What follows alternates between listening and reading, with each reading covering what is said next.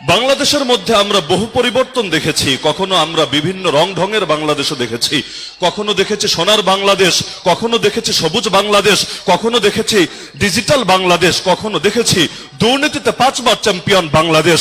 এবার ইনশাআল্লাহ আমরা সকল ঐক্যবদ্ধ হয়ে আগামীর বাংলাদেশকে দেখব ইসলামের বাংলাদেশ, কোরআনের বাংলাদেশ।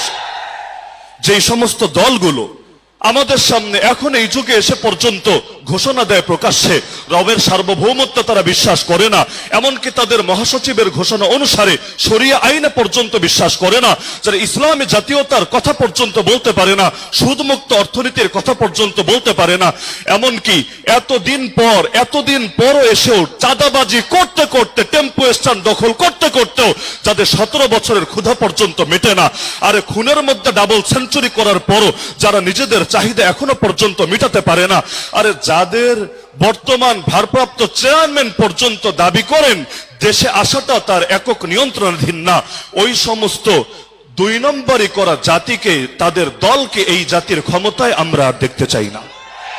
শাহজালালের উত্তরসূরিরা যখন জেগেছে, এবার ইনশাআল্লাহ আগামীর বাংলাদেশকে তাওহীদের রঙে সাজাতে হবেই হবে। যাদেরকে ইমাম মেনে নামাজ পড়ি তাদের ইমামতিতে আগামীর বাংলাদেশ চলবে।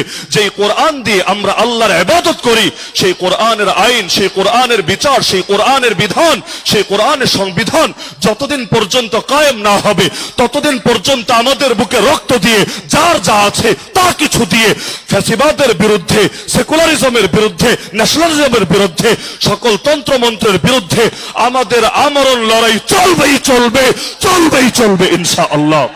সুতরাং সকলের প্রতি আমার শেষ উদাত্ত আহ্বান থাকবে, আমরা যে কোনো মূল্যে আমাদের ঐক্যকে ধরে রাখবো ইনশাআল্লাহ।